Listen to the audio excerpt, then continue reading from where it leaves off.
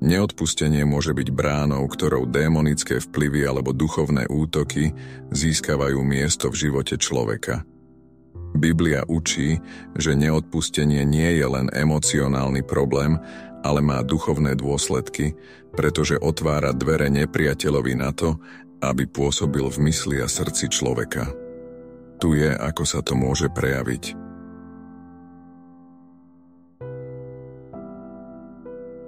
Démonické pôsobenie cez neodpustenie Biblia varuje pred tým, že neodpustenie dáva satanovi príležitosť konať.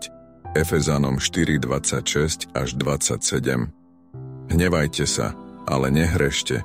Slnko nech nezapadá nad vaším hnevom a nedávajte miesto diablovi. Neodpustenie a hnev umožňujú diablovi získať pevnosť, duchovnú oporu v našom živote. Správanie démonov v súvislosti s neodpustením. Keď niekto neodpustí, démoni môžu zosilniť duchovné boje, ktoré človek prežíva. A tieto útoky sa môžu prejavovať rôznymi spôsobmi. Vnútorné prejavy, pocity horkosti a nenávisti. Myšlienky sú neustále zamestnané bolesťou alebo hnevom voči osobe, ktorá ublížila. Duševné trápenie. Neodpustenie vedie k úzkosti, depresii a pocitom beznádeje. Neschopnosť modliť sa alebo prežívať Boží pokoj. Neodpustenie bráni v prístupe k Božej milosti. Matúš 6:15. Ak neodpustíte ľuďom, ani váš Otec neodpustí vaše poklesky. Vonkajšie prejavy. Napäté vzťahy. Horkosť sa môže premietať do ostrých reakcií alebo odmietavého správania voči iným. Tvárové výrazy a fyzická reč tela. Neodpustenie často spôsobuje napätie, tvrdosť alebo nepriateľský pohľad, ktoré môžu byť viditeľné na tvári človeka. Zvýšená agresivita alebo pasívno-agresívne správanie. Demonštrácia neochoty zmieriť sa. Duchovné prejavy. Zintenzívnenie duchovných útokov. Človek môže pociťovať tlak, strach alebo myšlienky na pomstu, ktoré sú podnecované zlými duchmi. Uzavretosť voči Duchu Svätému. Neodpustenie zatemňuje Božie vedenie a spôsobuje duchovnú slepotu. Pocit duchovnej ťažoby. Človek môže cítiť, že ho niečo drží dole, alebo že nemá slobodu v duchovnom živote. Biblický príklad. Neodpustenie a démonické pôsobenie Matúš 18:21 až 35. Podobenstvo o nemilosrdnom sluhovi. Ježiš varuje, že ten, kto odmieta odpustiť, je odovzdaný mučiteľom. Títo mučitelia sú symbolickým zobrazením démonických síl, ktoré môžu človeka trápiť, ak sa rozhodne žiť v neodpustení.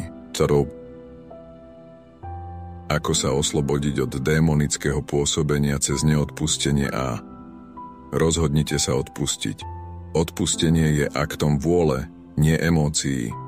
Je to poslušnosť voči Bohu, ktorá oslobodzuje naše srdce. Lukáš 6:37. Odpúšťajte a bude vám odpustené. Vyznajte hriech neodpustenia. Modlite sa, aby vás Boh očistil od horkosti a obnovil vaše srdce. 1. Ján 1:9. Ak vyznávame svoje hriechy, on je verný a spravodlivý, aby nám odpustil hriechy a očistil nás od každej neprávosti. Prikážte démonom, aby odišli. V autorite Ježišovho mena odmietnite akékoľvek démonické vplyvy, ktoré pôsobia skrze neodpustenie. Jakub 4:7. Podriaďte sa teda Bohu, vzoprite sa diablovi a utečie od vás. Naplňte svoje srdce Božím slovom a Duchom Svätým. Neodpustenie môže nechať prázdne miesto, ktoré treba naplniť Božou prítomnosťou, aby sa zlý duch nemohol vrátiť. Efezanom 4:31 až 32.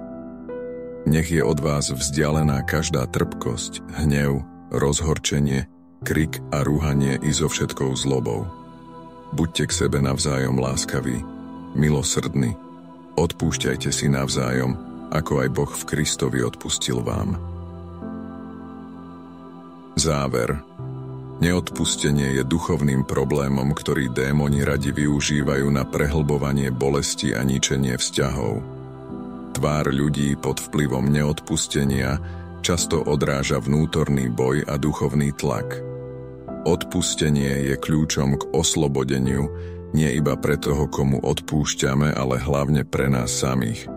Ak potrebuješ konkrétnu modlitbu alebo podporu v tejto oblasti, rád ti pomôžem.